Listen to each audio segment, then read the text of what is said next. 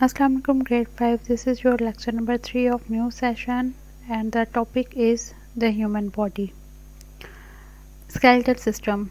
Skeletal system is all the bones in the body. An adult human has 206 bones. हमारे जो body के अंदर जो हड्डियां हैं वो सारी क्या बनाती हैं, हमारा स्केलेटल सिस्टम, और हमारी बॉडी में 206 बोन्स हैं. जब हम छोटे होते हैं, जब न्यू बॉर्न बेबीज़ हैं और जब तक बेबी चलना नहीं शुरू करता तब तक बॉडी के अंदर 300 बोन्स होती हैं. फिर आहिस्ता आहिस्ता बोन्स ज्वाइन होके तो बड़ी बोन्स बना देती हैं और वो सपोर्ट प्रोवाइड करती हैं. ठीक है, स्केलेटल सिस्टम अल्लाह ताला ने दिया क्यों है, क्या सर्व करता है वो, कि उसके पर्पसेस क्या है, मकसद क्या है उसके. तो सबसे पहला मकसद जो है इसका वो क्या है, सपोर्ट करता है बॉडी को, हमारी बॉडी को सपोर्ट प्रोवाइड करता है. It protects internal organs from damage. ये क्या करता है, इंटरनल ऑर्गन, हमारी बॉडी के अंदर काफ़ी सारे ऐसे ऑर्गन्स हैं जो बहुत सॉफ्ट हैं, उनको प्रोटेक्ट करने के लिए स्केलेटल सिस्टम बहुत ज़्यादा इम्पॉर्टेंट होता है. इसके अलावा इंटरनल ऑर्गन्स को उनकी जगह में रखने के लिए. और नंबर 4, ये क्या करता है, ये काम करते हैं किसके साथ, मसल्स के साथ, जिसकी वजह से हमारी बॉडी मूव कर सकती है. जैसे हमने प्रीवियस लेक्चर में मैंने आपको बताया था कि मसल्स बोन्स के साथ अटैच होते हैं, जैसे टांगों के और बाजुओं के मसल स्पेशली, तो ये मूवमेंट में हेल्प करते हैं. Now this is a picture of skeletal system. Skeletal system में सबसे पहले ये स्कल है. स्कल जो है वो क्या करती है, हमारे ब्रेन को प्रोटेक्ट कर रही है, क्योंकि ब्रेन बहुत ज़्यादा सॉफ्ट होता है और बहुत ज़्यादा इम्पॉर्टेंट पार्ट है हमारी बॉडी का.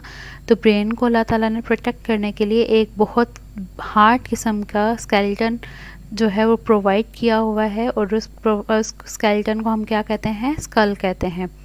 उसके बाद ये है रिब केज. रिब केज के अंदर हमारे 2 बहुत ज़्यादा इम्पॉर्टेंट जो है ऑर्गन्स प्रेजेंट होते हैं. इनमें से कोई भी डैमेज हो जाए तो हम लोग सरवाइव नहीं कर सकते, हम मर जाते हैं. तो इसमें हार्ट है और रिब केज के अंदर हार्ट प्रोटेक्ट होता है और साथ लंग्स प्रोटेक्टेड होते हैं. ठीक है, तो रिब केज जो है वो अल्लाह ताला ने इसलिए इसको इस तरह केज की फॉर्म में बनाया हुआ है. आगे से स्टार्ट होता है और पीछे बैकबोन के साथ जाके अटैच होता है, ताकि हम लोगों को आगे वाली साइड से और ना पीछे वाली साइड से कोई इस टाइप का शॉक लगे या कुछ इस टाइप की चोट लगे जिसकी वजह से हमारे लंग्स या हम लोगों के हार्ट के ऊपर कोई इफ़ेक्ट हो.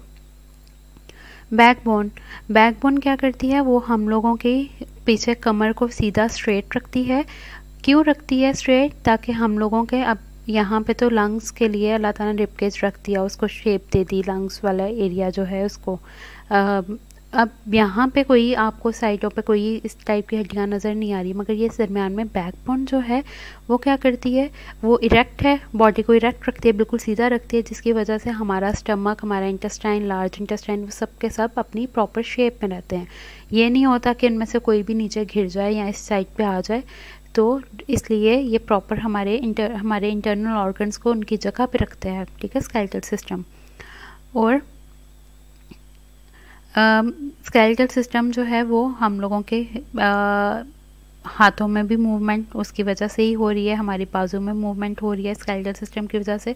और हर पार्ट को प्रॉपर शेप किसने दी है, स्केलेटल सिस्टम ने दी है. जॉइंट्स. अब हमारी बॉडी में जहाँ जहाँ पे 2 बोन्स आपस में मिलती हैं, हमारी फिंगर्स हैं, हम लोगों की रिस्ट है, कलाई जो है, हमारा बाजू है, हमारा शोल्डर है. ठीक है, हमारी बॉडी में जहाँ जहाँ पे हम जो पार्ट मूव कर सकते हैं वो सारे, वो किस वजह से मूव कर सकते हैं, क्योंकि वहाँ पे जॉइंट्स होते हैं. जॉइंट्स जो हैं वो हेल्प करते हैं मूवमेंट में. तो जॉइंट्स जो हैं वो 2 बोन्स का आपस में कनेक्शन जहाँ पे हो रहा है उसको क्या कहते हैं, जॉइंट कहते हैं. अब जॉइंट जो है हमारी बॉडी में 2 टाइप के हैं, बाल एंड सॉकेट जॉइंट और एक है हिंज जॉइंट. बाल एंड सॉकेट जॉइंट, अब प्रीवियस पिक्चर में आपको मैं बताती हूँ. बाल एंड सॉकेट जॉइंट कहाँ पे प्रेजेंट होता है, शोल्डर में और हमारी हिप बोन में. ये 2 पार्ट्स हैं जहाँ पे ये बाल एंड सॉकेट जॉइंट प्रेजेंट होता है. अब ये नहीं कि इस वाली टांग पे प्रेजेंट है तो यहाँ पे नहीं है, दोनों साइड्स पे. ठीक है, ये यहाँ पे भी बाल एंड सॉकेट है, यहाँ पे भी बाल एंड सॉकेट है, यहाँ पे भी और यहाँ पे भी. ठीक है, अब बाल एंड सॉकेट जॉइंट क्या करता है, ये मूवमेंट करने में हेल्प करता है. किस टाइप की मूवमेंट में हेल्प करता है, बैकवर्ड एंड फॉरवर्ड, आगे पीछे भी हम मूव कर सकते हैं, साइड पे भी कर सकते हैं, रोटेट भी कर सकते हैं. ठीक है, बाल एंड सॉकेट जॉइंट जो है वो बेसिकली क्या करता है फिर कि वो पूरा आप जो है रोटेट कर सकते हो अपने आर्म को, ठीक है। ये किसकी वजह से पॉसिबल है? बाल एंड सॉकेट जॉइंट की वजह से। हिंज जॉइंट जो है वो बिल्कुल किसकी तरह काम करता है? डोर के अंदर जो एक पार्ट लगाया जाता है जिसकी वजह से door back and fourth move करता है, आगे पीछे डोर मूव करता है, और किसी डायरेक्शन में डोर को हम मूव नहीं करा सकते। तो बिल्कुल हिंज जॉइंट भी इसी तरह से काम करता है, वो सिर्फ बैक एंड फोर्थ मूव कर सकता है। जैसे हमारी टांग और बाजू आगे और पीछे मूव कर सकते हैं, इसके अलावा किसी और डायरेक्शन में हमारी टांग, घुटना और हमारी एल्बो जो है ये मूव नहीं कर सकती। ये कहाँ पे हिंज जॉइंट प्रेजेंट होता है? हमारी एल्बो में और हम लोगों के नी में, ठीक है, घुटने और कोहनी में। Now this is a picture of बाल एंड सॉकेट जॉइंट। बाल एंड सॉकेट जॉइंट जो है उससे आपको देख के पता लग रहा होगा कि इस तरह से कनेक्ट होता है, और ये बॉल की तरह इसके साथ कनेक्ट है, और जिसकी वजह से ये सब डायरेक्शन में मूव कर सकता है। हिंज जॉइंट जो है वो किस तरह, आपको इसकी शेप से भी पता लग रहा होगा, ये सिर्फ बैक एंड फोर्थ आगे पीछे इस तरह मूव कर सकता है, इसके अलावा और किसी डायरेक्शन में मूव नहीं कर सकता। Digestive system. अब डाइजेस्टिव सिस्टम भी बहुत इम्पॉर्टेंट पार्ट है हम लोगों के बॉडी का। डाइजेस्टिव सिस्टम अगर काम नहीं करेगा तो हम लोगों को जो हम खाना खाते हैं वो एब्जॉर्ब नहीं होगा, हमारे ब्लड में एनर्जी नहीं मिलेगी, और हम लोगों के अगर जो है वो खाना हम लोग एब्जॉर्ब कर रहे हैं, ब्लड में जाके वो एनर्जी प्रोवाइड कर रहा है, मगर हम लोग वेस्ट मटेरियल से छुटकारा नहीं हासिल कर पा रहे, तो वो वेस्ट मटेरियल हमारी बॉडी में पॉइजन जो है वो कॉज करता जाएगा डिफरेंट ऑर्गन्स में, और हम लोग बीमार हो जाएंगे, ठीक है। अब डाइजेस्टिव सिस्टम स्टार्ट कैसे होता है? डाइजेस्टिव सिस्टम जो है वो स्टार्ट होता है माउथ से, ठीक है, मुंह से स्टार्ट हो रहा है, क्योंकि खाना हम जो है वो किससे खाते हैं? मुंह से खाते हैं। जब हम खाना खा रहे होते हैं तो सलाइवा प्रोड्यूस होता है, और सलाइवा प्रोड्यूस होने की वजह से हम जो खाना खा रहे होते हैं वो लिक्विड फॉर्म में कन्वर्ट हो जाता है, और उसको हम स्वॉलो करते हैं। और जो खाना है उसकी ब्रेकडाउन में हेल्प कौन करता है? हम लोगों की टंग और हमारे टीथ, ठीक है, ये दोनों मिलके क्या करते हैं? ब्रेकडाउन करते हैं। टंग जो है वो फूड को रोल करती है, और टीथ जो है वो उसको ब्रेक करते हैं। जो नवाला हम खाते हैं, चावल खा रहे हैं, कोई भी चीज़ खा रहे हैं, तो दांत उसको छोटा छोटा कर देते हैं, और टंग उसको रोल करती है, और जो है वो क्या होता है, उसके अंदर सलाइवा जो है वो मिक्स होता जाता है, और वो लिक्विड फॉर्म में कन्वर्ट हो जाता है। अब ये जो फूड है जो लिक्विड फॉर्म में थोड़ा कन्वर्ट हो गया, वो उसको हम लोग स्वॉलो करते हैं, और किससे वो जो है वो पास होता है? एसोफेगस से, ठीक है। एसोफेगस जो है वो जो हम लोग उसको कहते हैं फूड पाइप, ठीक है। फूड पाइप जो है वो कहाँ पे खाना लेके जा रहा है? स्टमक में। अब और एडल्ट जो हैं, जो बड़े लोग होते हैं, उनमें एसोफेगस का टाइप, फूड पाइप का टाइप जो लेंथ है उसकी वो क्या होती है? 25 सेंटीमीटर लॉन्ग। अब स्टमक जो है, जैसे ही खाना स्टमक में पहुंचता है तो उसके अंदर गैस्ट्रिक जूसेस बनते हैं, ठीक है। ये ऑरेंज जूस और इस टाइप के जूसेस हैं। गैस्ट्रिक जूस ऐसे जूसेस होते हैं जो एसिडिक होते हैं, जो स्टमक प्रोड्यूस करता है। वो क्यों प्रोड्यूस करता है? ताकि फूड को मज़ीद जो है वो छोटा कर सकते हैं, उसको गला दे, ठीक है। बिल्कुल वो लिक्विड फॉर्म में बन जाएगा, बहुत ही ज़्यादा लिक्विडी, ठीक है।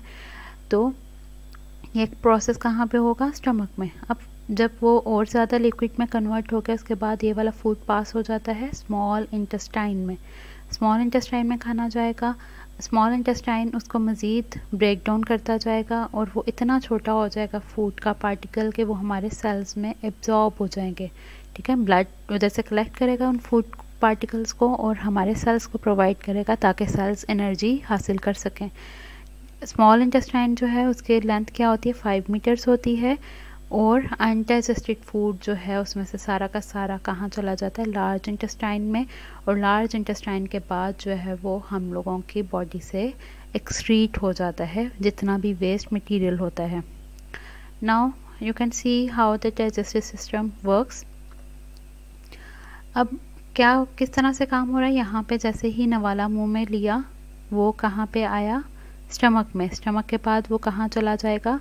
ये जो आपको एक ट्यूब सी नज़र आ रही है, ये हल्के से ब्राउनिश से कलर की, ये क्या है? ये स्मॉल इंटेस्टाइन है। इसमें से सारा फूड जैसे जैसे पास होता जाएगा, ब्लड इसको एब्जॉर्ब करता जाएगा। यहाँ से गुजरने के बाद जितना वेस्ट मटेरियल होगा वो सारा किस में कलेक्ट हो जाएगा? हमारे लार्ज इंटेस्टाइन में। और लार्ज इंटेस्टाइन से फूड कहाँ चला जाएगा? एक्सक्रीट हो जाएगा। तो इससे क्या पता लगता है कि डाइजेस्टिव सिस्टम भी बहुत ज़्यादा इम्पॉर्टेंट है। और इसके पार्ट कौन से हैं? माउथ है, एसोफेगस, ये लंबी सी ट्यूब जो है ये क्या है? एसोफेगस है। ये स्टमक है हमारा, मैदा जिसको बोलते हैं। उसके बाद ये क्या है? ये स्मॉल इंटेस्टाइन है, ये वाला दरमियान वाला, ठीक है। और ये जो है वो क्या है? Large intestine. और ये एनस है जिसके ज़रिए हम लोगों की बॉडी से एक्सक्रीटरी प्रोडक्ट सारे के सारे एक्सक्रीट हो जाते हैं। Now this is your long question number 2. What is skeletal system? Also define its purpose. तो skeletal system जो bones है हमारी बॉडी में उसको कहते हैं, और इनका पर्पस मैंने आपको बता दिया पहले भी कि ये क्या करता है? सपोर्ट प्रोवाइड कर रहे हैं, हम लोगों के इंटरनल ऑर्गन्स को डैमेज से प्रोटेक्ट कर रहे हैं, ऑर्गन्स को जगह पे रख रहे हैं, और हमें मूवमेंट में हेल्प कर रहे हैं। Now these are your filling the blanks. The dash system is made up of brain and spinal cord. तो कौन सा सिस्टम बना हुआ है इन दोनों से? Nervous system. Dash carry blood away from the heart, कौन लेके जा रहा है? आर्टरीज लेके जा रही हैं। Respiratory system is a system that deal with breathing. Respiratory system किसके साथ काम कर रहा होता है? सांस लेने के साथ। स्मूथ मसल जो है वो साइज़ किसका कंट्रोल करते हैं? प्यूपिल का। और प्यूपिल मैंने आपको बताया था आँख के अंदर, हमारी आँख के अंदर ब्लैक कलर का जो डॉट होता है उसको क्या कहते हैं? प्यूपिल कहते हैं। The point where two bones meet is called a joint. जहाँ पे दो बोन्स मिलती हैं उसको क्या कहते हैं? जॉइंट कहते हैं। Now do this question and filling the blanks on your copy.